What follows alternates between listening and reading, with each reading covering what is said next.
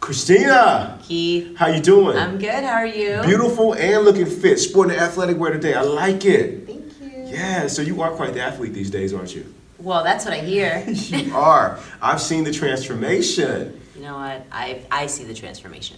Good. How does it feel to be fit and strong? You know, it feels good. I saw a hashtag today, hashtag ToBeRe Strong Women. Yes. Have you seen that? I loved it. I'm not very big into that stuff, but I saw that. I was like, oh, that is an amazing little quote there. That's awesome. I mean, and you relate to your body from the way that I see you come in and work out. You relate to your body as something that's strong.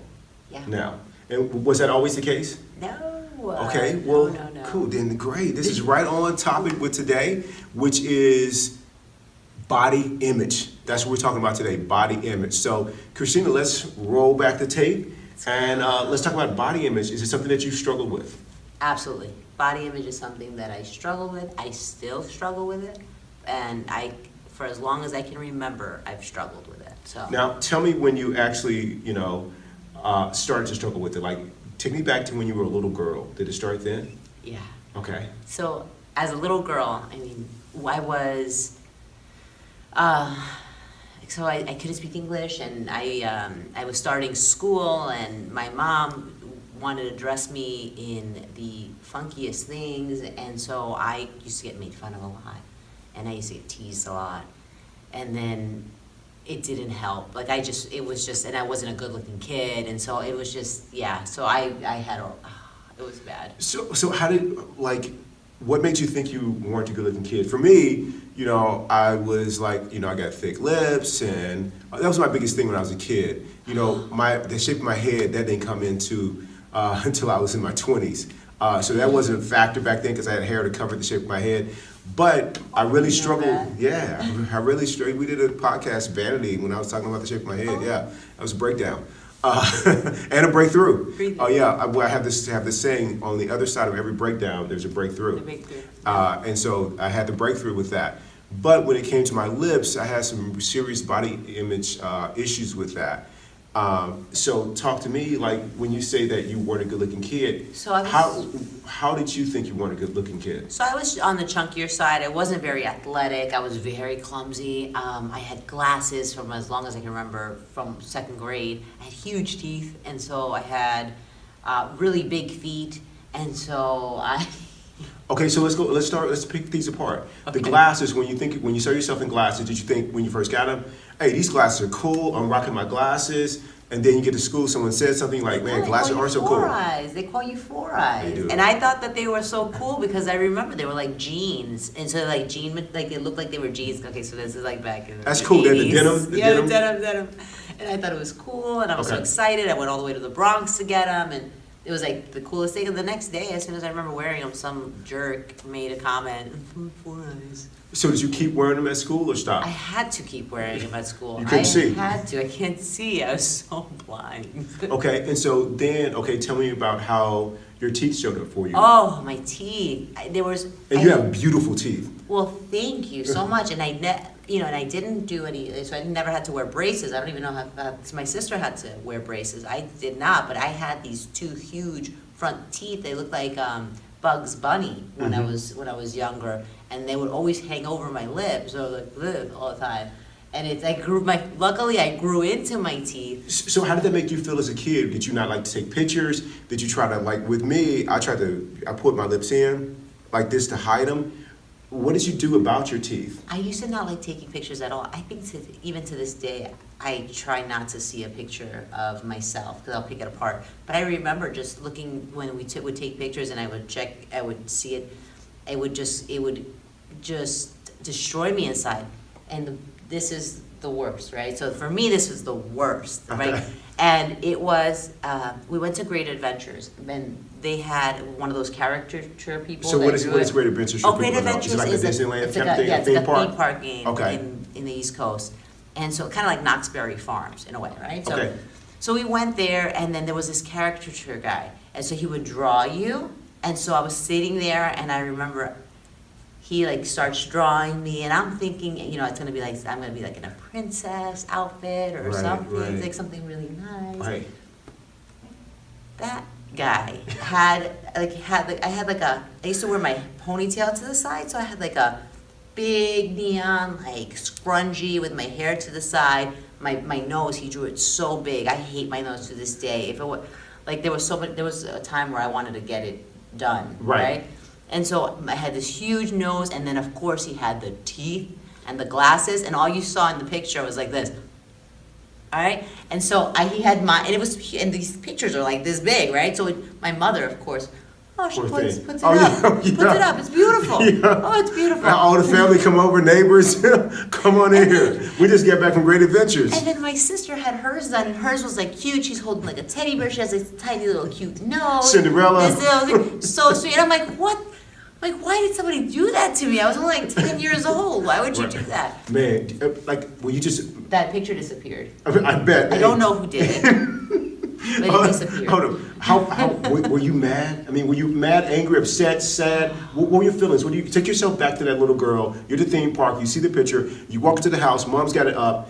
What are you feeling when you see it? Like you don't feel beautiful. You feel ugly. What are you thinking? No, you know, it's not. I didn't get any anger. My mother. I mean, anything I would, and to this day, She just anything that loved I do is beautiful, right? Right. So that wasn't her. It's just that when you look at it going back, you're making me think about it now. So I want you to, It's yeah. just making me teary eyed. I'm like, it just hurts you. Like it hurts because you can't change certain things about how you look, and then that stays with you. And so from that moment, I was such a nerd growing up with the glasses and the big feet. And my mom, I don't know why she did this, she would put these galoshes on me that were red, and so all the kids would call me Ronald McDonald. So what's the problem with the galoshes? You mentioned something about not liking your feet.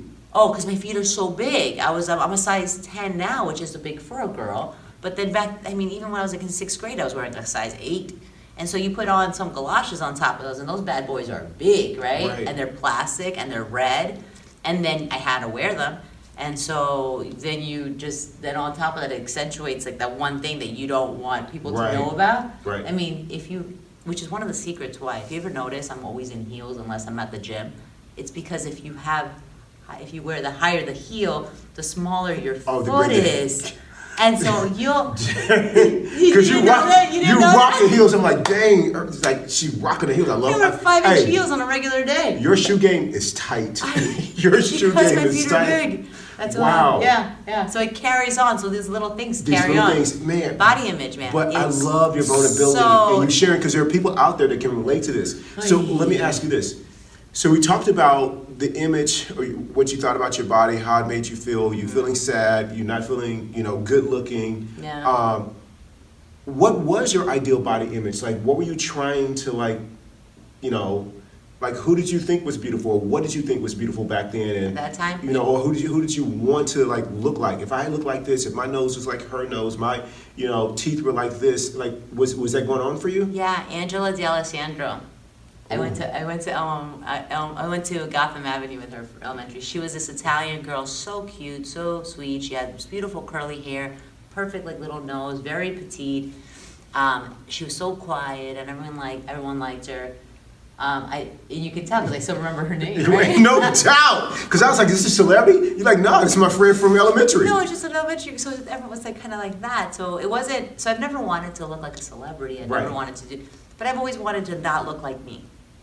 And that's hard, right? Man, get in here. Oh, no, stop! No, but I think that's awesome, though. No, that makes me so sad. No, it shouldn't, though. I'm just like, man, I wish somebody, when I was going through my issues with my lips, somebody could have kind of gave me a hug and be like, man, love your lips, man. They're great, So. And I'm so proud of you. I'm super proud of you for sharing it, because that's not an easy thing to share. No, it's not easy. So, okay, you are a mom. Yes. And is there something that is there anything somebody could have noticed? Like, did anyone around you notice that you weren't happy with the way you look? Like, no one knew that I hated my lips. I mean, it wasn't like you could look at the pictures like, man, Keith has his mouth tucked in all the time. Maybe he doesn't like his lips. No one could look at me and see that. They were just like, that's how he takes pictures. But I wish I would have heard somebody share when I was a younger kid about their insecurities about their body. Then that would have made me feel comfortable talking about my insecurities about it, and I think that would have helped me along the way, because I was so insecure about my body, or I hated certain features. I was always in my head about, are they noticing, my thick lips? Are they talking about me? I'm not attractive. God, not another picture. Why are we taking pictures over here? What's up with this? Who can I hide behind? And so I'm checked out of the present moment, and whatever I'm doing with family, friends, or wherever I am. I did really well in school growing up, and so I'd go on these leadership conferences to other schools and other things in the city, and these be these great things that I should be really excited to be at. And part of me was like, scholastically I did enough to get here. They see some traits in me that are, regarding leadership, and so I've been invited to be a part of this with other top students in the city. I was excited about that part of it, but taking the main center stage when I got there was the body image stuff. Like, I couldn't even, like, it's all like a blur to me what those conferences were even about, because I was so stuck in my head. And so I'm really glad that I worked through the body images now, so I can be in the present moment with whatever I'm doing and whoever I'm with. So with you, back to that question, who were some of the people, you mentioned the girl that you from school that you wanted to, like, man, if I could look like her, this would be great. As a mother, how do you kind of, who inspires you that handles this thing really well with, good, healthy image for a girl or for women? Or do you think you will notice if your daughter's struggling with any of it? You know what? I hope to notice, and I'll tell you, that's a good question. I don't know if anyone would have been able to notice at the time how I was feeling. I just never felt pretty. I can tell you that my mother thinks I'm beautiful. She always thought I was beautiful. Mom is right. And she would try to and I always wanted to be like an actress. I wanted to, do that. And so she tried pushing me into modeling. She tried pushing me into acting. She put me in a beauty pageant once.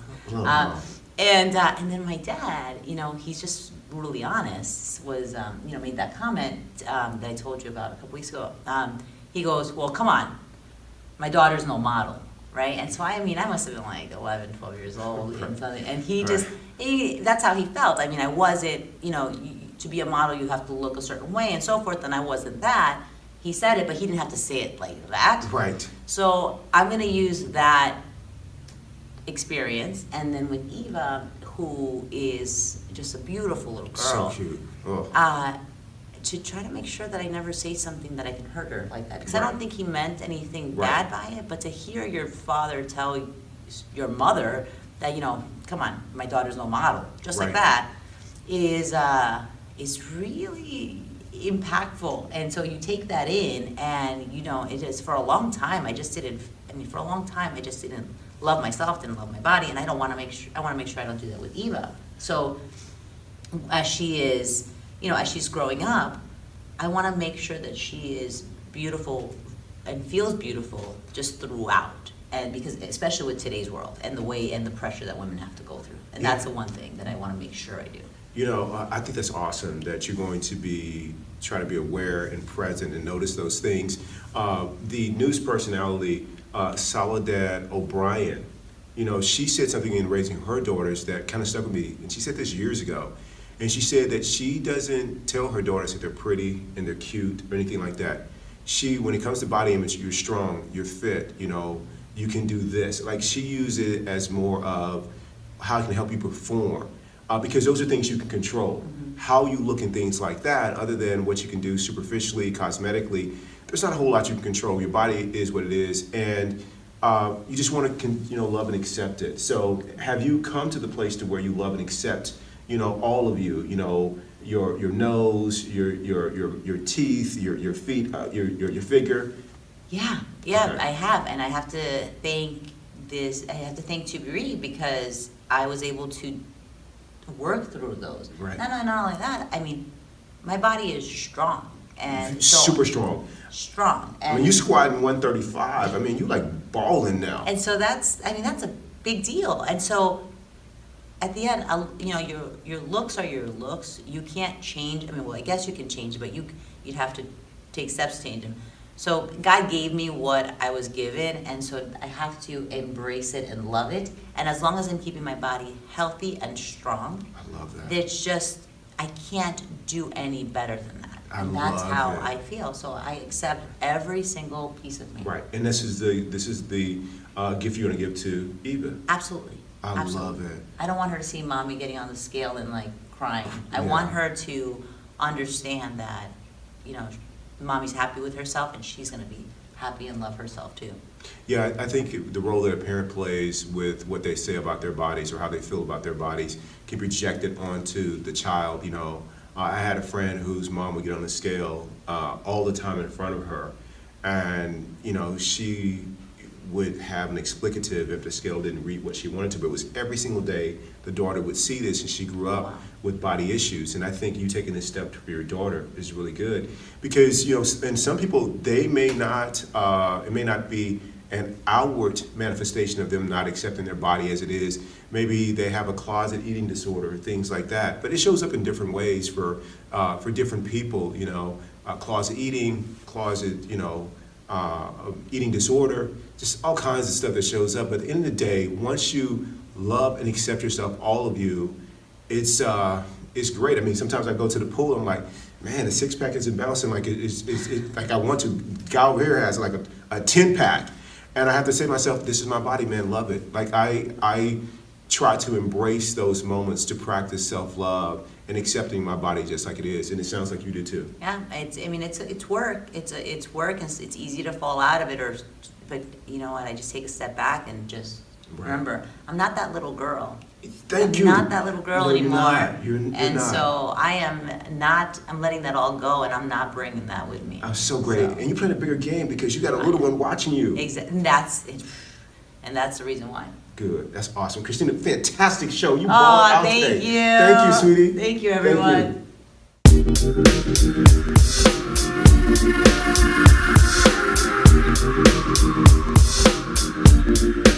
you.